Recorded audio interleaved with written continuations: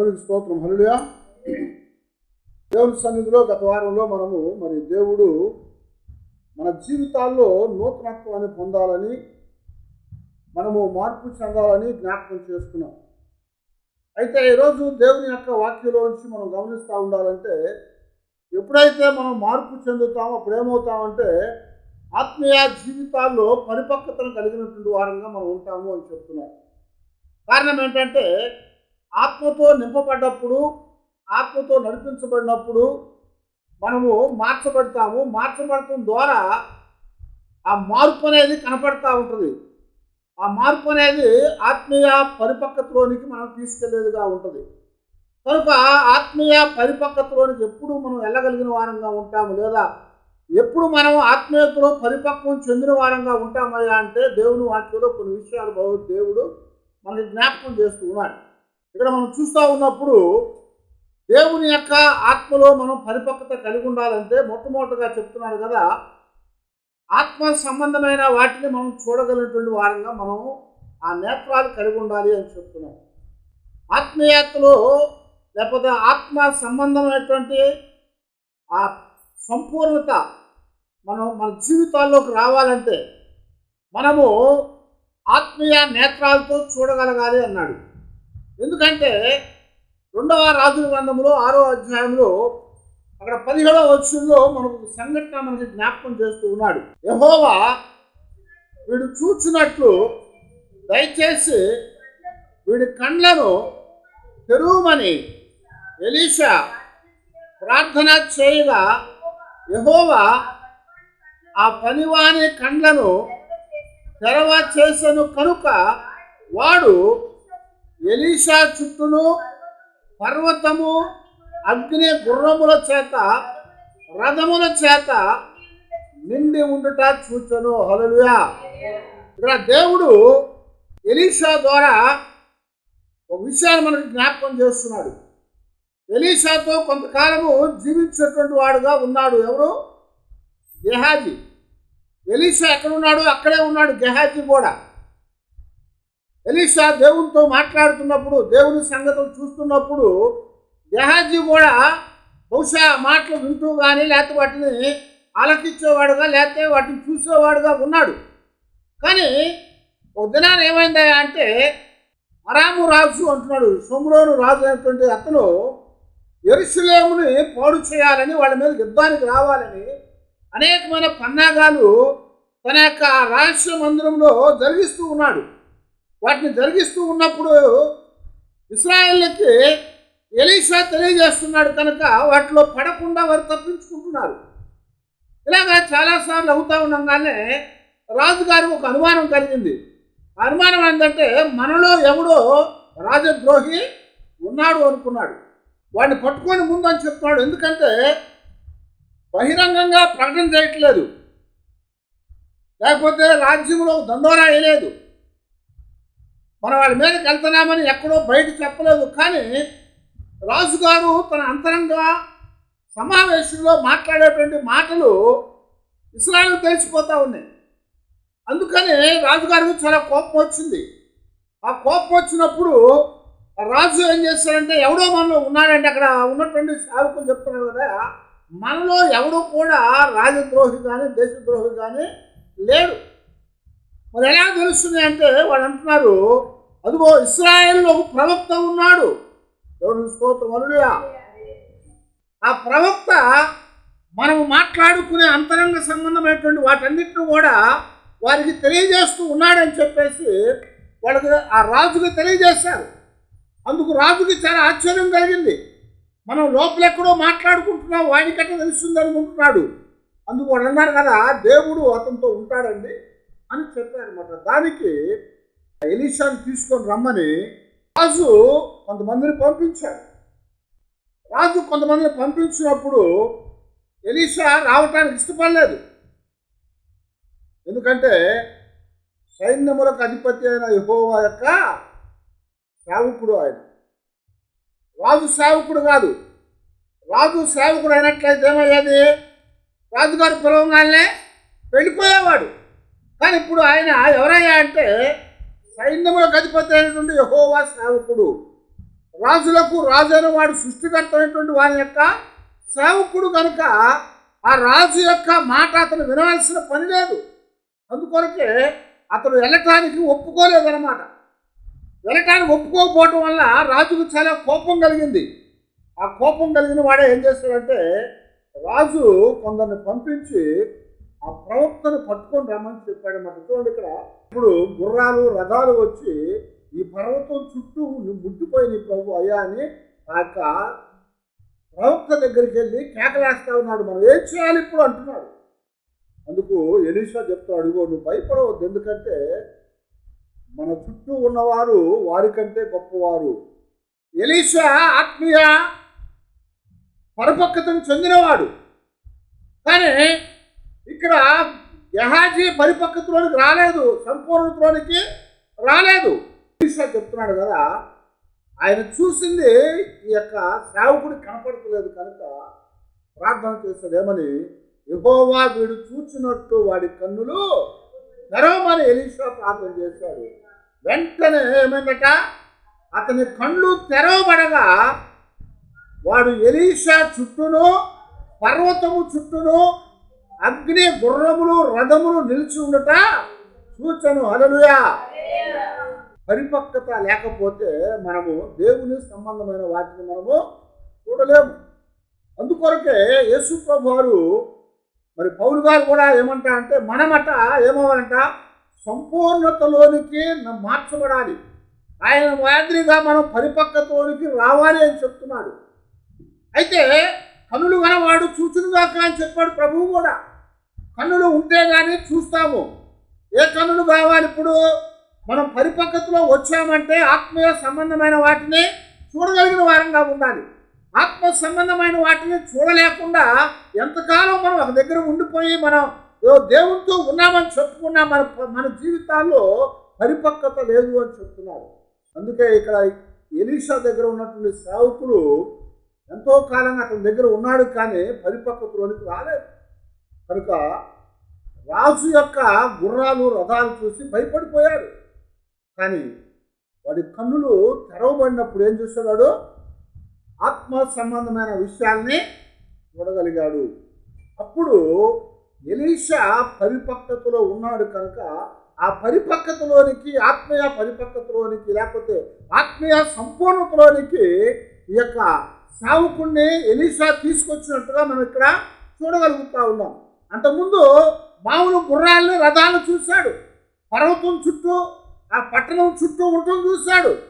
కానీ ఇప్పుడు ఎవరు చుట్టూ ఉన్నాయట? ఎలీషా చుట్టూను ఆ పర్వతం చుట్టూ కూడా ఏమున్నాయట? అగ్ని రథములు, అగ్ని గుర్రాలు ఉన్నాయట. ఒకవేళ ఒక గుర్రమో రథమో పైకి వచ్చింది అనుకోండి, ఏమవుతుంది? కాలిపోద్ది. ఎందుకు?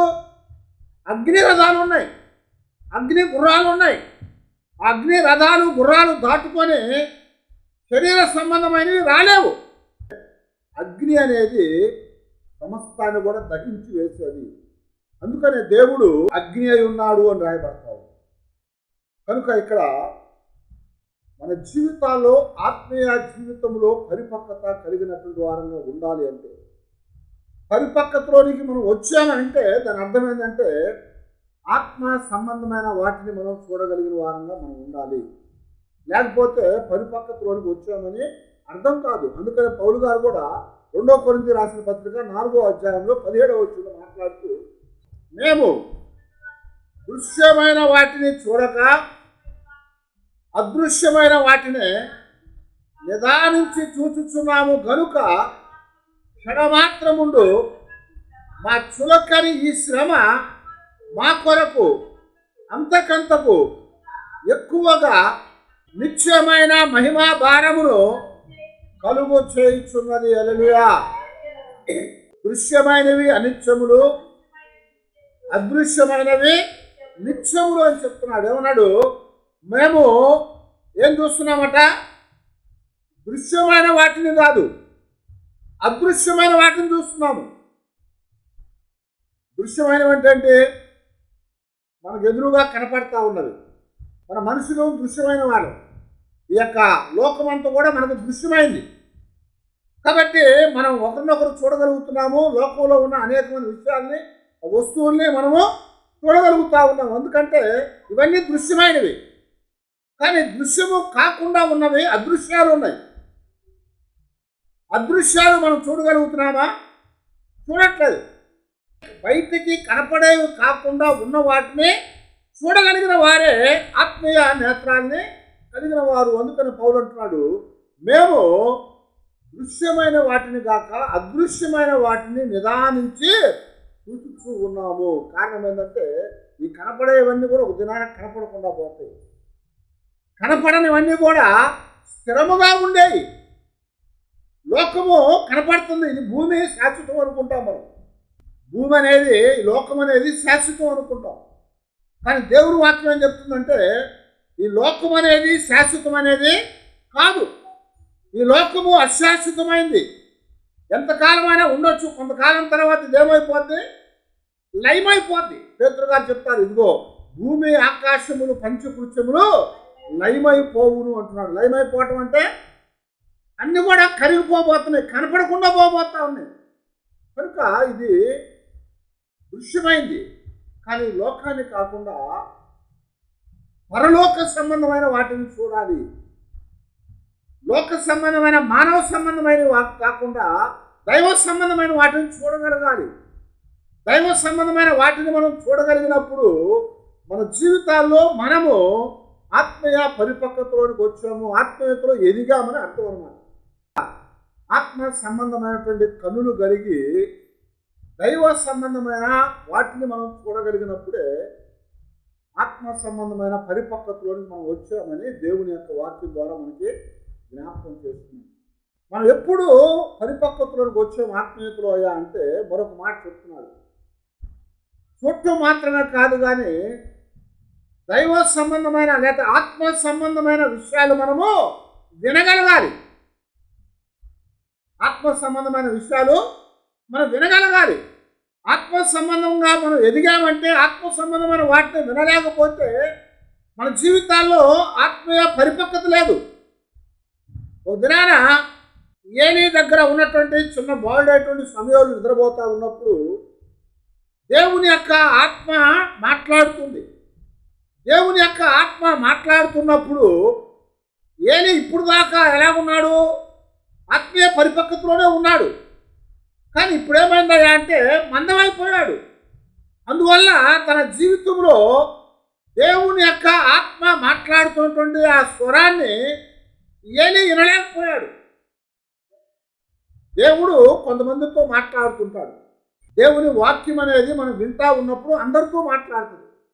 కానీ దేవుడు ప్రత్యేకంగా కొంతమందితో కొన్ని విషయాలు తెలియజేసేవాడుగా ఉంటాడు. ఆ దేవుడు తెలియజేసేటువంటి మాటలు మనం వినగలిగినప్పుడే మన జీవితాలు ఆత్మలో మనం ఎదిగాము. ఇక్కడ ఏలీ పెద్దవాడే కానీ ఇప్పుడు దాకా విన్నాడే కానీ ఇప్పుడు వినలేని స్థితిలోకి వెళ్ళిపోయాడు. ఏలీతో దేవుడు మాట్లాడడానికి ఇష్టపడలేదు. అందుకని ఎవరితో మాట్లాడాడు? బాలుడైన సమూయేలుతో మాట్లాడాడు. ముమ్మారు పిలిచి అతనితో మాట్లాడాడు. అతను ఎలాగా వినగలిగాడయా అంటే చిన్నపిల్లవాడే కానీ ఆత్మ పరిపక్వతలోకి తీసుకురాబడ్డాడు. దేవుని స్వరం విన్నారు. ఇందులో చిన్నవాళ్ళు పెద్దవాళ్ళని శారీరక సంబంధమైనటువంటి ఏ భేదం అనేది ఉండదు. మనం గమనిస్తూ ఉంటే దేవుని వాక్యంలో మనకు పౌలు గారు చాలాసార్లు జ్ఞాపకం చేశాడు. దాసుడని కానీ యజమాని అని కానీ భేదం లేదు. స్త్రీ అని కానీ పురుషుడని కానీ భేదం లేదు. పెద్దవారని పిల్లలని భేదం లేదు. ఎందుకంటే ఆత్మ అనేది అందరి మీద అనుగ్రహించబడతా ఉంటుంది. యావేలు ప్రవచించినట్లుగా దేవుడు తన యందు భయభక్తులు కలిగినటువంటి వారందరి మీద కూడా తన ఆత్మను కుమ్మరించాలని చెప్తున్నాడు. తన ఆత్మను కుమ్మరించాడట. ఎలాగా? మీ యొక్క కుమార్తెలు ప్రవచిస్తారు, మీ కుమారులు ప్రవచిస్తారు, మీ దాసులు దాసురాలను ప్రవచిస్తారు, ముసలివారు కలగంటారు, మీ యవనస్తులు దర్శనాలు చూస్తారని చెప్పుకోవచ్చు. అంచె దినమందు నా ఆత్మను అందరి మీద నేను కుమ్మరిస్తానన్నాడు. అందరి మీద కుమ్మరిస్తానంటే అక్కడ ఏమన్నా భేదాలు ఉన్నాయా? ఏమి లేవు. అందుకొరకే ఆ రోజున అపోస్తుల కార్యాల్లో మేడగదిలో కూర్చుంటున్న వారందరి మీద కూడా దేవుని యొక్క ఆత్మ కుమ్మరించబడింది. అక్కడ స్త్రీలున్నారు, పురుషులున్నారు, యూదులున్నారు, యూదులు కాని వారు కూడా కొంతమంది అక్కడ ఉన్నారు. వాళ్ళందరి మీద కూడా కుమ్మరించబడింది అది. కనుక ఎవరైతే దైవ సంబంధమైనటువంటి వాటిని వినగలుగుతారో వారే దేవుని యొక్క ఆత్మీయ జీవితాల్లో పరిపక్వతను పొందినవారు. ఇక్కడ మనం గమనిస్తూ ఉంటే మోషే ఒక దినాన పర్వతం మీదకి వెళ్ళాడు. దేవుడు రమ్మని పిలిచాడు 10 ఆజ్ఞలు ఇవ్వటానికి.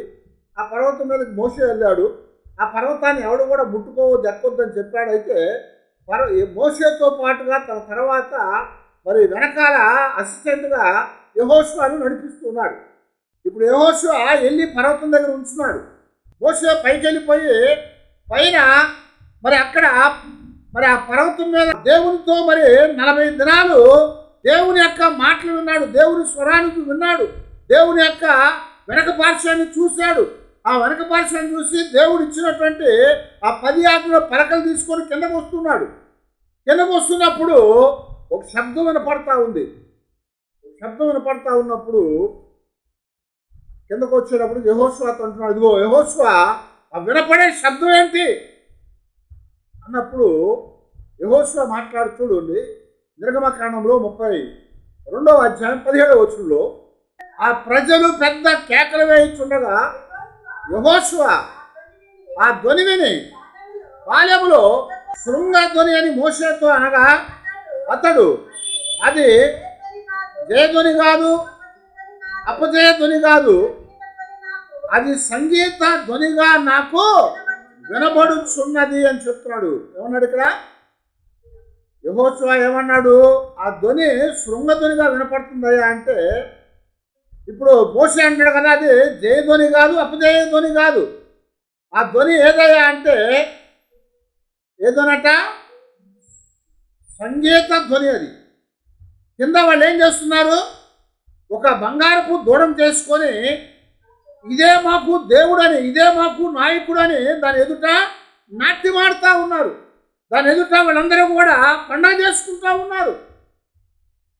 మరి అనేక దినాలు వారిని నడిపించి బయటికి తీసుకొని వచ్చి అద్భుతాలు చేసినటువంటి ఆ మోషేను మర్చిపోయారు. 40 దినాలు కనపడబోయేటప్పుడు మోషేను మర్చిపోయి, మోషేను వాడు ఏమయ్యాడో మాకు తెలియదు.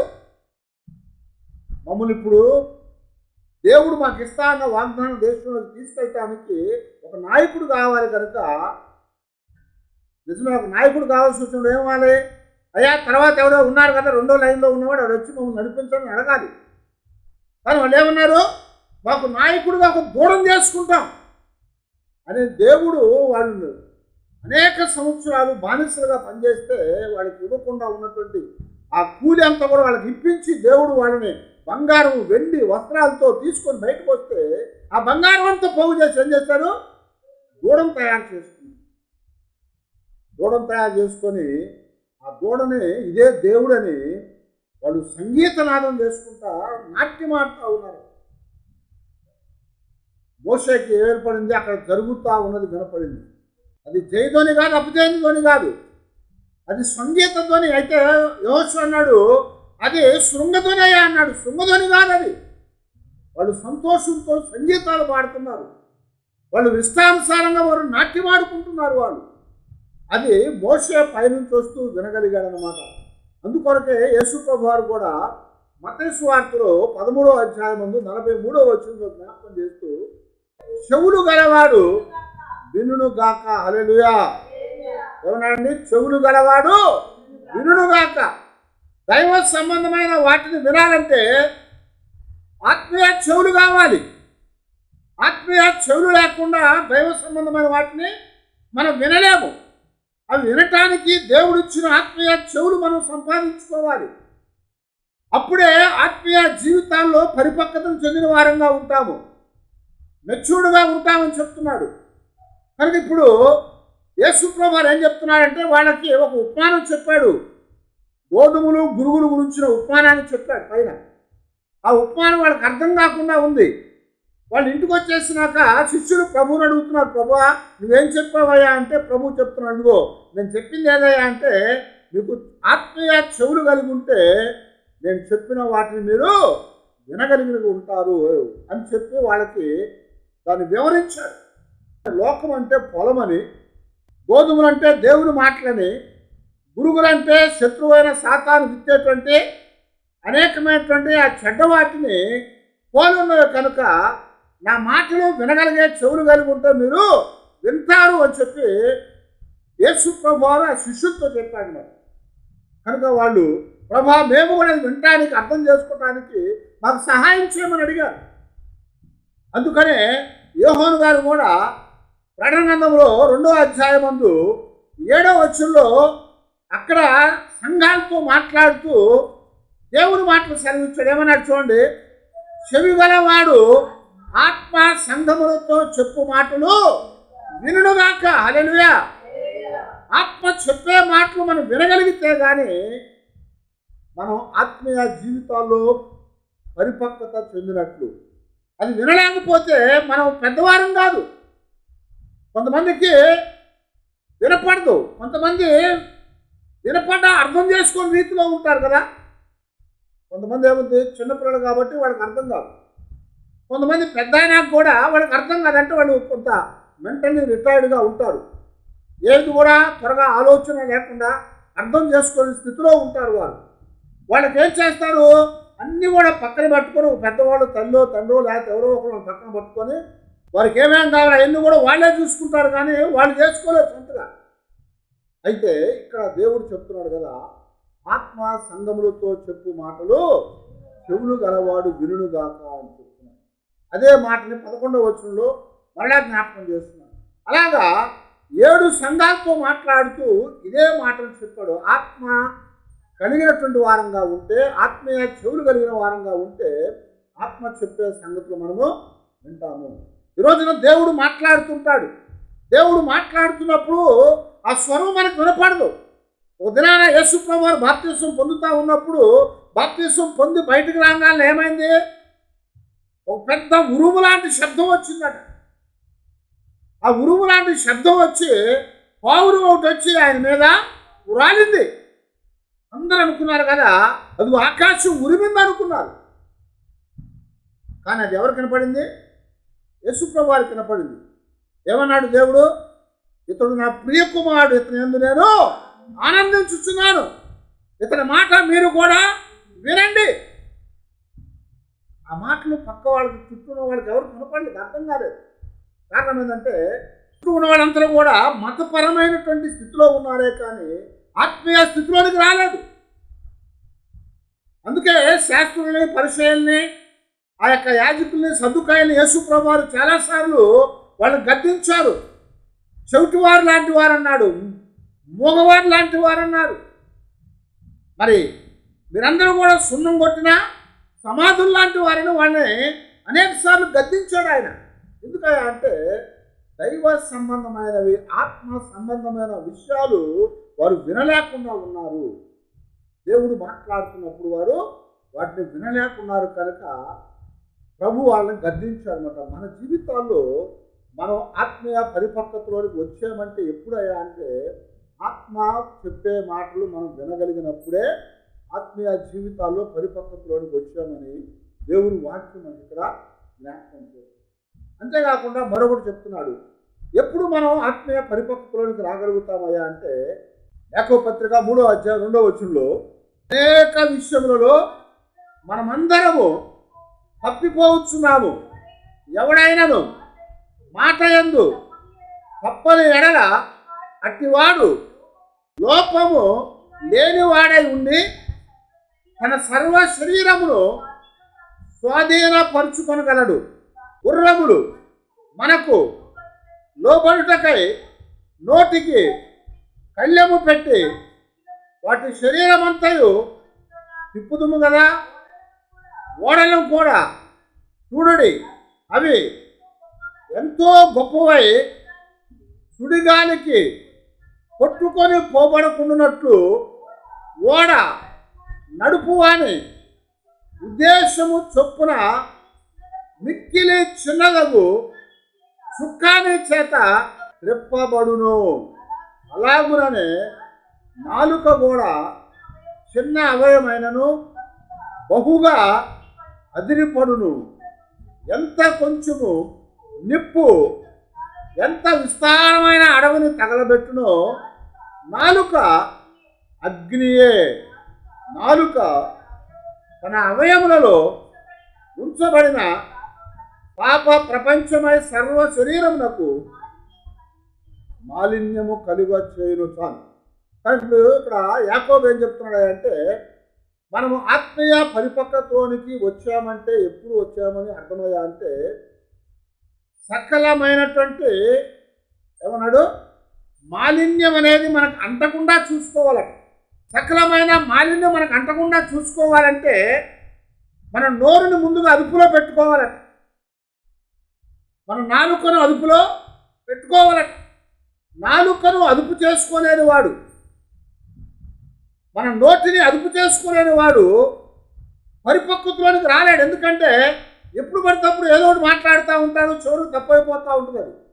అందుకని మనకు ఒక సామెత చెప్తూ ఉంటారు, నాలుక నా ఈపుకి చేటు తాగొద్దని కదా. చేసేదెవరు? నాలుక. తన్నులు తినేదెవరు? వీపు. అందుకనే నాలుక చేసే ప్రతి పనికి వీపు పగులుతూ ఉంటుంది. కాబట్టి నాలుకను అదుపు చేసుకోగలిగితే మన సర్వ శరీరం కూడా మన ఆధీనంలో ఉంటుంది. సర్వ శరీరం ఆధీనంలో లేకుండా పోయిందంటే దాని అర్థం ఏంటంటే నాలుక అనేది మన ఆధీనంలో లేదు. కాబట్టి అందుకనే పౌలు గారు కూడా ముసలమ్మ ముచ్చట్లను విసర్జించమని చెప్తారు. అనేకమైనటువంటి ముచ్చట్లు వాటిని ప్రపంచానికి తగలబెట్టేగా ఉంటాయి అంటున్నారు. ప్రపంచాన్ని తగలబెట్టాయట. ఈరోజు తగులు అవుతున్నట్టు ఎందుకు అవుతుంది తెలుసా? ఈ ఎమ్మెల్యే ఆ అమ్మతో చెప్తుంది, ఆ ఎమ్మెల్యే ఇంకొక అమ్మతో చెప్తుంది. అలాగా ఇక్కడ మొదలైన చుచ్చు చిన్న అగ్ని ఏం చేస్తాడ, అడివంతటి కూడా తగలబెట్టును కదా. ఇక్కడ వేసిన చిన్న నుప్పురవ్వ అది అలాగ పెరిగి ఆ చివరికి ఆ అడివంతా కూడా తగలబడిపోతుంది. అలాగే మన నాలుకని మనం అదుపు చేసుకోలేకపోతే ఈ పాప ప్రపంచంలో ఏమవుతామంటే ఆధీనంలో లేకుండా పోతాము. గుర్రం ఎంతో బలమైంది కదా, అదెంతో శక్తివంతమైంది. గుర్రాన్ని మనం వాడేటువంటి దానికి సాదృశ్యంగా వాడుతూ ఉంటారు కదా. మనం వాడే ప్రతి మిషన్ కూడా ఏమంటారు? హార్స్ పవర్ అంటారు. అంటే ప్రపంచంలో గుర్రమంతా ఒడిగా బలంగా పరిగెత్తగలిగింది లేదు. ఇంకేమైనా ఉండొచ్చు, కానీ ఆ జంతువు అందరికి ఉపయోగపడేది. అదంత ఒడిగా పరిగెత్తగలుగుతుంది, అంత స్పీడ్గా అంత బలంగా పరిగెత్తగలుగుతుంది. అందుకని ప్రతి ఒక్క మిషన్కి మోటార్ కూడా హార్స్ పవర్ అని చెప్తూ ఉంటారు. అయితే అంతగా పరిగెత్తే దానికట ఏం చేస్తారు? నోటికి కళ్ళెం పెడతారు. నోటికి కళ్ళెం పెడతారు. నోటికి కళ్ళెం అంటే ఆ నోట్లో ఒక వినప రాటు పెడతారు, దానికి ఈ పక్క ఆ పక్క తాడు పెడతారు. అది నోట్లో ఉంటుంది. అది ఎప్పుడైతే మాట్లాడకుండా పోతుందో ఆ రెండు తాళ్ళు చేతిలో పట్టుకొని ఒకసారి గట్టిగా లాగుతాడు. గట్టిగా లాగానే ఏమవుతుంది? ఈ నోటి దగ్గర చిగుళ్ళ దగ్గర ఉన్నటువంటి ఆ కండ లేకపోతే అక్కడ ఉన్నటువంటి మాంసం ఏమవుతుందంటే గట్టిగా ఒత్తుకుపోద్ది. వెంటనే ఏం చేసి పరిగెత్తే స్పీడ్ని ఆగిపోతాము. అది ఉండకపోతే దాన్ని అదుపు చేయలేము. కనుక అలాగున గుర్రాన్ని అదుపు చేస్తున్నారట. పెద్ద ఓడలు ఉన్నాయి. ఆ ఓడలు చాలా పెద్దవి. ఒక్కొక్క ఓడలో 7 అంతస్తులు 10 అంతస్తులు ఉంటాయి. అంటే కనీసం 3000 4000 ఆ కంపార్ట్మెంట్స్ అంటే ఇల్లు ఉంటాయి. అందులో ఎంతోమంది జనాల్ని అటు ఇటు తిప్పుతూ ఉంటారు. ఎంతో వందల వేల టన్నుల బరువు ఉన్నటువంటి సరుకులు తిప్పుతూ ఉంటారు. అలలు వస్తూ ఉంటాయి, కొట్టుకుంటూ ఉంటాయి. కానీ అలలు వచ్చినప్పుడు కొట్టుకుంటూ ఉన్నప్పుడు అది ఎటు వెళ్ళాలో అనేది ఎవరి చేతిలో ఉంటుంది? ఆ నడిపే క్యాప్టెన్ చేతిలో ఉంటుంది. ఆ క్యాప్టెన్ దాన్ని తిప్పుతూ ఉంటాడు. అలా తిప్పుతూ ఉంటే ముందు వరుసలో ఒక చిన్నది ఇత్తడిది ఉంటుంది. అక్కడ దానికి ఒక పెద్ద ఇనపది కట్టి అది పైదాకా ఉంటుంది అన్నమాట. వాడు ఎటు తిరగాలంటే దాన్ని అటు తిప్పుతాడు. అది చిన్నదే. అది చిన్నది నీటిని ఏం చేస్తుంది? అలాగా మెల్లగా పక్కకు తిప్పుతుంది. అప్పుడు వాడు మెల్లగా అంత పెద్ద వాడు కూడా పక్కకి తిరిగిపోవాలి. అలాగున మనము ఎలాగైతే అదుపు చేసుకోగలుగుతామో నాలుకను, శరీరాన్ని, అప్పుడే పరిపక్వతలోనికి వచ్చాము. అప్పుడే ఆత్మీయ మెచ్యూరిటీ మనకు వచ్చినట్టు. లేకపోతే మనం ఇంకా పిల్లలుగానే, లేకపోతే ఇంకా మందమతులుగానే ఉన్నట్టు. కనుక నాలుకను స్వాధీనం చేసుకోగలిగినప్పుడే మన జీవితాల్లో మనము దేవుని యొక్క సన్నిధిలో ఆత్మీయ పరిపక్వతలోకి రాగలుగుతాము. లేకపోతే ఇంకా చిన్నపిల్లలని. అందుకని పౌలు గారు వాళ్ళతో మాట్లాడుతూ సంఘాలతో చెప్తా ఉంటాడు, ఇదిగో మీరు ఇంకా పసిపిల్లల వలె ఉన్నారేంటి? మీరు చూస్తే పాలు తాగవలసిన వారు కాదు, మాంసము బలమైన ఆహారం తినవలసిన వారు, కానీ ఇంకా ఏం తాగుతున్నారు? పాలు తాగుతున్నారు. మాంసం తినే వయసులో, గట్టిగా భోజనం తినే వయసులో పండుకోబెట్టి గ్లాసులు పాలు ఇస్తున్నారంటే అర్థం ఏంటి? ఆ మనిషి ఆరోగ్యం లేదు కదా, ఆ మనిషిలో ఎదుగుదల లేదు, లేకపోతే ఆ మనిషి తిన్నది అరిగించుకోలేడు. కాబట్టి ఒక గ్లాసు పొద్దునపూట, ఒక గ్లాసు మధ్యాహ్నం, ఒక గ్లాసు సాయంత్రం హాస్పిటల్లో ఐసీలో పెట్టినోడికి పోస్తూ ఉంటారు. ఎందుకంటే సాగు బతుకుల మధ్యలో ఉన్నాడు కనుక. అదే బయట ఉన్న వాళ్ళు ఏం చేస్తారు? ఆక్రమంగా బయటకు వెళ్తారు, కావాల్సినంత బరిగా తిని వస్తారు, అరిగిపోతూ ఉంటారు. కనుక వాళ్ళతో చెప్తూ అంటారు కదా, మీరు ఇంకా మాంసాహారం తినవలసిన వయసులో ఉండవలసినటువంటి మీరు ఇంకా పసిపిల్లల్లాగా పాలు తాగే స్థితిలో ఉండిపోయారంటే ఆత్మ సంబంధమైన విషయాల్లో మీ జీవితాల్లో ఎదుగుదల లేకుండా పోయింది. ఆ ఎదుగుదల లేకపోవటం అనేది మరి ఎంతో చిన్నతనం అని చెప్పి పౌలు గారు సంఘాలతో మాట్లాడుతూ ఉంటారు. కనుక మనము చూడగలిగే ఆత్మీయ నేత్రాలు కలిగి, వినగలిగే ఆత్మీయ చెవులు కలిగి, మరి మన యొక్క శరీరాన్ని అదుపులో ఉంచుకొని నాలుకను సాధువు చేసుకోగలిగి, తర్వాత మేలైనా సరే కీడైనా సరే దేవుని ప్రేమించి ఆయన్ని ప్రశ్నించకుండా ఉండగలగాలి. కొంచెం ఇబ్బంది రాగానే ఏం దేవుడు అండి దేవుడు, నాకే పెట్టాల కష్టం, ఎంతమంది లేరు ఊళ్ళో అనుకుంటారు అవునా? ఏదన్నా బాధ రాగానే ఏందండి ఈ బాధలు, నాకు తట్టుకోలేకపోతున్నాను, ఎంత దేవుడు నమ్ముకుంటే ఇన్ని బాధలా అంటారు. కానీ ఒకసారి యోబు జీవితాన్ని మనం చూస్తూ ఉంటే, యోబు గ్రంథంలో 2వ అధ్యాయం 10వ వచనంలో యోబు ఏమన్నాడు? యోబు గ్రంథం 2వ అధ్యాయం 10వ వచనంలో, మనము దేవుని వలన మేలును అనుభవించుదమా, కీడును మనం అనుభవింప తగదా అని నువ్వు ఏమన్నాడంట? మనకు మేలు వస్తే అబ్బా ప్రభా నీకు స్తోత్రం అంటాం కదా, నీకు వందనాలని చెప్తూ ఉంటాం. ఏదైనా ఇబ్బంది రాగానే ఏం దేవుడు అండి అంటూ ఉంటాం. కానీ యోబు అంటాడు కదా, మనం మేలు పొందటమే కాదు, కీడు పొందినా సరే దేవుడు దేవుడే, ఆయన్ని స్తుతించాలి, ఆయన మహింపరచాలి, ఆయన్ని మనము ప్రశ్నించకుండా ఆయన ప్రేమించే వారంగా ఉండాలి. ఆస్తి పోయింది, పిల్లలు పోయారు, శరీరం పాడైపోయింది, అనారోగ్యం వచ్చింది, చివరికి బంధువులు, భార్య అంతా అందరూ కూడా నువ్వు చచ్చిపోమని చెప్పారు. ఎవడు కూడా దగ్గరికి రాలేకపోతే బూడిదలో కూర్చొని చిన్న పెంకు తీసుకొని వీళ్ళు ఒళ్ళు గోపుకుంటూ ఉన్నారు. ఆ స్థితిలో మనం ఏమంటామంటే దేవుడు లేడు జీవుడు లేడు అంటాం మనం. నేను కూడా అనొచ్చాను. అయితే యోబు అంటున్నాడు కదా, మేలు మాత్రం అనుభవింపు తగదా, కీడు అనుభవింపు తగదా, మూర్ఖురాలు మాట్లాడినట్టు మాట్లాడుతున్నావు ఎందుకు నువ్వని తన భార్యను గర్జించాడు. తన జీవితంలో దేవునికి ప్రశ్నించలేదు. అలాగే పౌలు శీలాలు దినాన ఏం చేయబడ్డారు? దేవుని వాక్యాన్ని ప్రకటిస్తూ ఉంటే కొట్టారు. కొట్టి తీసుకెళ్ళి ఎక్కడేశారు? చెరసాల్లో వేశారు. చెరసాల్లో వేసి బొండలు వేసి సంఖ్యలు వేశారు. బొండలు వేసి సంఖ్యలు వేశారు. దీన్ని కూడా వాళ్ళు ఏం చేశారంట? పాటలు పాడారట. హల్లెలూయా! దేవుని స్తుతించారట, దేవుని మహింపరిచారట. పక్కన వాళ్ళు ఖైదీలకి ఆశ్చర్యం కలిగింది. వీళ్ళేంట్రా మనమే ఊరక సంఖ్యలు వేసి కుంటేనే బాధపడుతున్నాము, వీళ్ళు ఈ పొంతా పగిలిపోయింది, రక్తం కారుతా ఉంది, వండలు వేశారు, సంఖ్యలు వేశారు. వీళ్ళు ఏడవకుండా, బాధపడకుండా, తిట్టకుండా ఏం చేస్తున్నారట? దేవుని స్తుతిస్తున్నారట. వెంటనే ఏమైంది తెలుసా?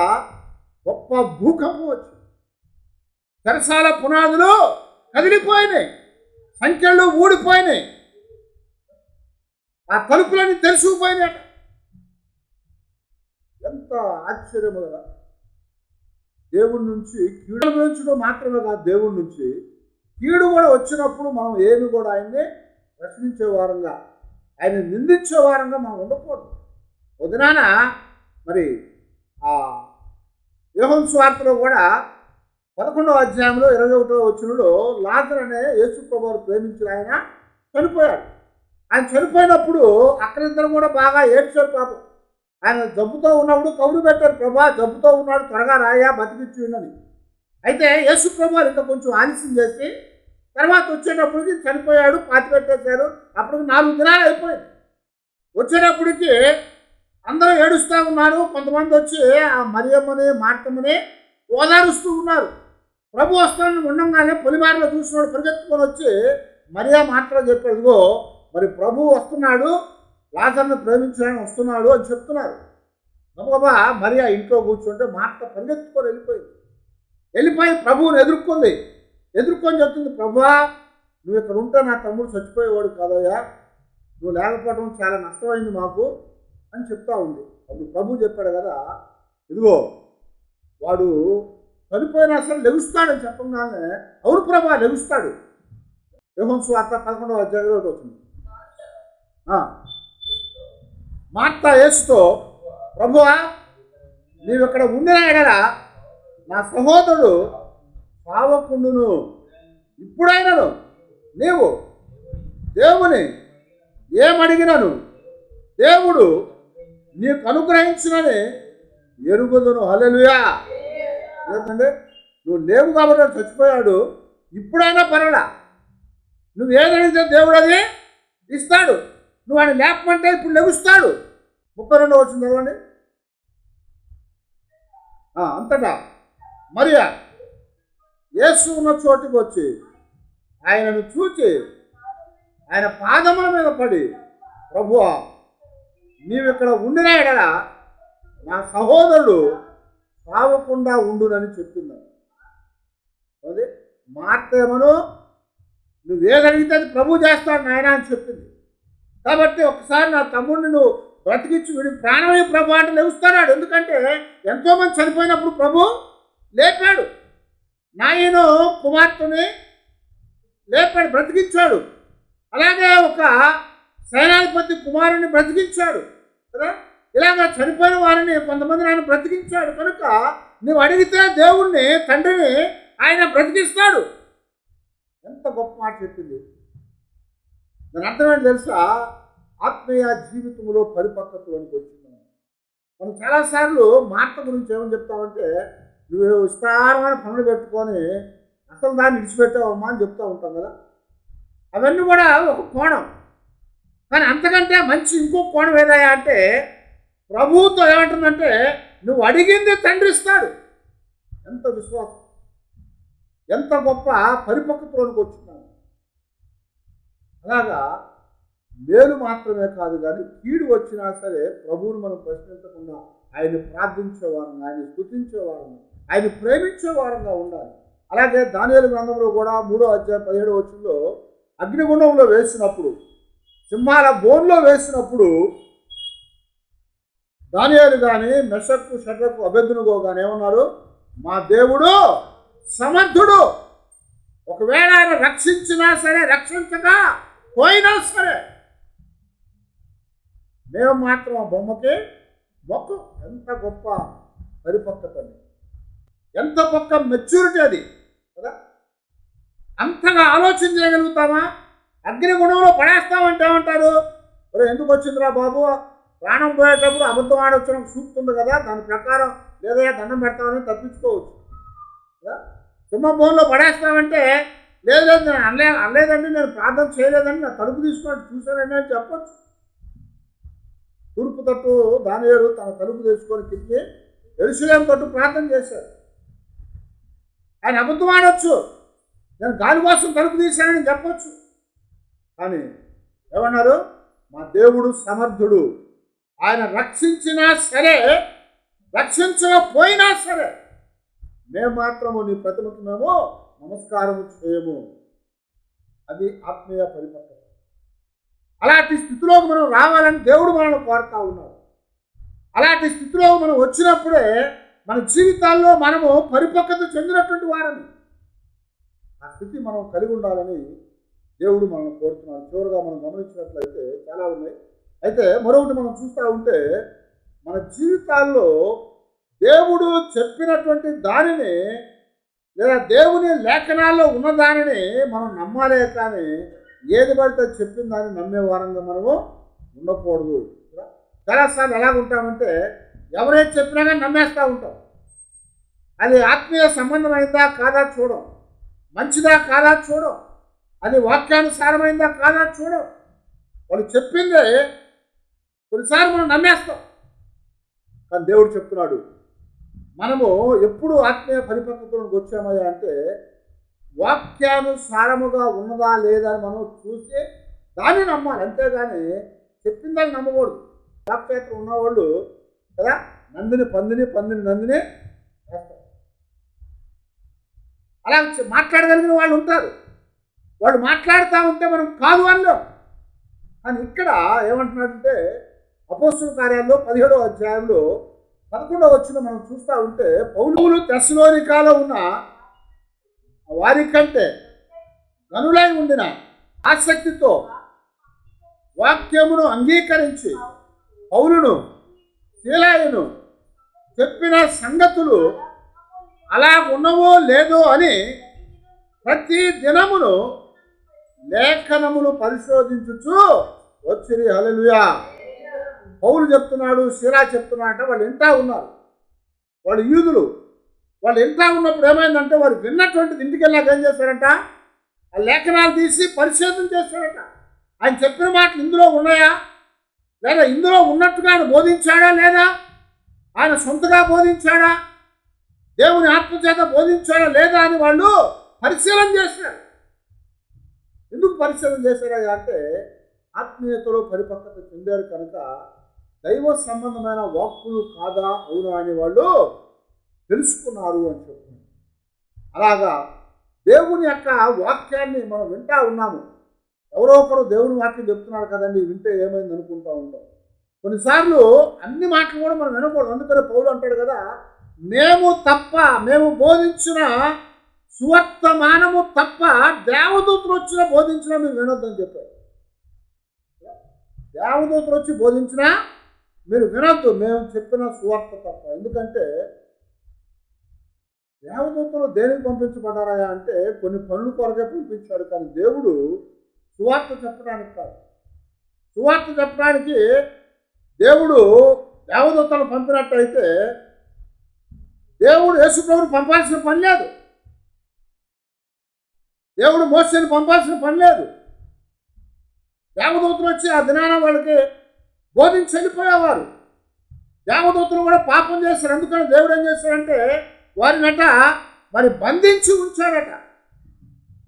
కడవరి దినము కొరకు వారందరిని కూడా బంధించి ఉంచాడట, తీర్పు దినం కోసం. వారు పాపం చేశారు. అందుకొరకే దేవుని పోలికగా దేవుని స్వరూపములో చేయబడ్డటువంటి మానవుల్ని దేవుని పని చేయటానికి అప్పగించారు. అందుకొరకే దేవదూతలు వచ్చి వేరొక సువార్త చెప్తే మీరు వినొద్దు, మేము చెప్పింది మీరు పరిశీలన చేసుకోండి, ఆ పరిశీలన చేసినా అది ఉంటే దాన్ని నమ్మండి అని చెప్పారు. అలాగే బెరియాలో ఉన్నటువంటి వారు ఆ మాటలు విని వెళ్ళి లేఖనాలని పరిశోధించి పరిశీలన చేసి అప్పుడు దాని ప్రకారం వాళ్ళు నడుచుకున్నారట. అలాగే మనము కూడా దేవుని సన్నిధిలో ఆత్మీయ పరిపక్వతలో మనం రావాలి. సంవత్సరాలు జరుగుతూ ఉండగా, ఏళ్ళు గడుస్తూ ఉండగా, మనం అనేక దినాలుగా సంవత్సరాలుగా దేవుని దగ్గరికి వెళ్తూ ఉండగా, వాక్యాన్ని వింటూ ఉండగా ఆ వాక్యం ద్వారా మన జీవితాల్లో పరిపక్వత రావాలి, ఆశీర్వాదం రావాలి, దీవెన రావాలి అని చెప్తున్నాడు. అలాగా మరి అది వివేకం అని జ్ఞాపకం చేయబడుతుంది. అలాగా ఆ వివేకాన్ని మనం కలిగి ఉన్నప్పుడే పరిపక్వతలో వచ్చినటువంటి. అలాగ లేకపోతే ఏమవుతామంటే గాలికి కొట్టుకొని పోయేటువంటి వారంగా మనం ఉంటాము అని చెప్తున్నాం. అలాగ లేకపోతే మన జీవితాల్లో త్వరగా మోసపుచ్చబడతాం. యేసుప్రభువు వారు కూడా చెప్పారు మత్తయి సువార్త 24వ అధ్యాయం, ఇదిగో నా పేరట అనేకులు వచ్చి మిమ్మల్ని మోసపుచ్చుదు కనుక మీరు మోసపోకుండా జాగ్రత్తగా చూసుకోండి. పరిపక్వత లేకపోతే ఏది చెప్తే చేసేస్తావు కదా. చిన్నపిల్లడు ఉన్నాడు, నొప్పి ఉంటే పట్టుకోరా అంటే పట్టుకుంటాడు, తెలియదు కాలుద్దని. వాడు ఏం చెప్తే చేసేస్తాడు, ఎందుకంటే వాడికి పరిపక్వత లేదు. లోకాసు వార్తలో ప్రభు ఒక మాట చెప్పాడు, గుర్తు చేశాడు. నడుము వంగిపోయినటువంటి స్త్రీ గురించి. ఎంతకాలం ఉందంట ఆమె? 18 సంవత్సరాలు. ఇంత 18 సంవత్సరాల నుంచి సమాజ మందిరానికి వెళ్తా ఉందట. కానీ ఆమె నడుము బాగు చేయవాలి, కానీ ఆమె జీవితంలో ఆత్మీయ ఆశీర్వాదం రాలేదు, ఆత్మీయ పరిపక్వత రాలేదు. అందుకని ప్రభు ఆ సునగాకు వచ్చినప్పుడు, మందిరానికి వచ్చినప్పుడు ఆమె చూసి అన్నాడు, ఈమె కూడా అబ్రహాం కుమార్తె అని చెప్పి నువ్వు లేచి నిలబడమనగా లేచి నిలబడిపోయావు. 18 సంవత్సరాల నుంచి వెళ్తుంది. 18 సంవత్సరాల నుంచి సమాజ మందిరంలోకి వెళ్తూ ఉంటే మరి మెల్లమెల్లగా ఆ నడువును సరిచేయచ్చు. కొంచెం ఫిజియోథెరపీ చేపిస్తూ ఉంటే, అంటే ఇప్పుడు ఫిజియోథెరపీ అని చెప్పారు కానీ పూర్వకాలం నుంచి అవి ఉన్నాయి. వాటిని మెల్లగా ఆమె నడువు సరిచేసినట్లయితే ఆమె నిలబడగలిగాడు 18 సంవత్సరాల్లో. మనకు చెయ్యి బెరికినా కాలు వంకర పోయినా కానీ ఏం చేస్తాము, డాక్టర్ దగ్గరికి వెళ్తే ఫిజియోథెరపీ చెప్తాడు. ఆ ఫిజియోథెరపీ చేసేవాడు 1 నెల 2 నెలలు మెల్లగా అడ్జస్ట్ చేయడం వల్ల అది సెట్ అవుతుంది. అలాగే సెట్ అయి ఉండొచ్చు ఆయనకి 18 సంవత్సరాలు అంటే. కానీ అలా వంగిపోయింది. కారణం ఏంటంటే వెళ్తుంది వస్తుందే కానీ అక్కడ దేవుని వాక్య సంబంధమైనటువంటి పరిపక్వత జీవితంలోనికి ఆమె ప్రభు వచ్చినప్పుడు ఆమెను సరిచేసి ఆమె జీవితానికి ఒక అర్థాన్ని ఇచ్చారు. కనుక మనం కూడా దేవుని సన్నిధిలో ఎంతకాలం వెళ్ళాము, ఎంత బాగా మనం వింటున్నామన్నది కాదు, కానీ ఆత్మీయ జీవితాల్లో మనం పరిపక్వతనే పొందే వారంగా మనం ఉండాలి. చిన్నలైనా సరే, పెద్దలైనా సరే, ముసలివారైనా సరే, స్త్రీలైనా సరే, పురుషులైనా సరే, గొప్పవారైనా సరే, పేదవారైనా సరే, దాసులైనా మరి యజమానులైనా సరే, ఏ భేదం లేదు. ఎందుకంటే పాపం చేసినప్పుడు ఏ భేదం లేదు, దేవుడు కృపించినప్పుడు ఏ భేదం లేదు. అలాగే పరిపక్వత చెందటానికి ఏ భేదం అవసరం లేదు.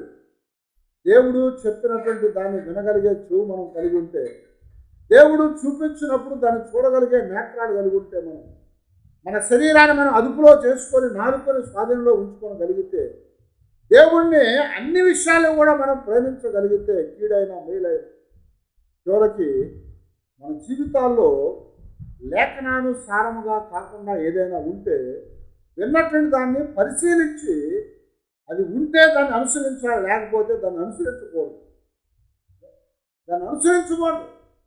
అలా అనుసరించకుండా మనం ఉన్నప్పుడే మనం పరిపక్వతలోకి వచ్చాము. లేకపోతే ఏమవుతుందంటే ఎవడో ఒకడు వస్తాడు, ఏదో చెప్తా ఉంటాడు, అది ఆచరిస్తాం. ఇంకోటి వస్తాడు, ఇంకోటి చెప్తాడు, అది ఆచరిస్తాం. కనుక దేవుని దగ్గర మన జీవితాల్లో మనము చిన్నపిల్లలం కాకుండా, పాలు తాగేవారం కాకుండా, బలమైన మాంసాహారం తినగలిగినటువంటి పెద్దలుగా పరిపక్వత చెందినటువంటి వారుగా ఆత్మీయ జీవితాల్లో మనం చేయమని దేవుని దగ్గర ప్రార్థన చేయాలి. వినగలిగే చెవులు దయచేయనాయన, చూడగలిగే నేత్రాలు దయచేయనాయన, మా శరీరాన్ని అదుపులో చేసుకోవడానికి సహాయం చేయనాయన, మేలైన కీడైనా నిన్ను ప్రేమించడం నేర్పించి మరి నీ లేఖనాలు సారముగా ఉన్నదా లేదా దాన్ని వివేచించగలిగే కృప మాకు అనుగ్రహించమని దేవుని దగ్గర ప్రార్థన చేసుకుంటుంది. తల వచ్చి ప్రార్థన చేసుకుంటుంది.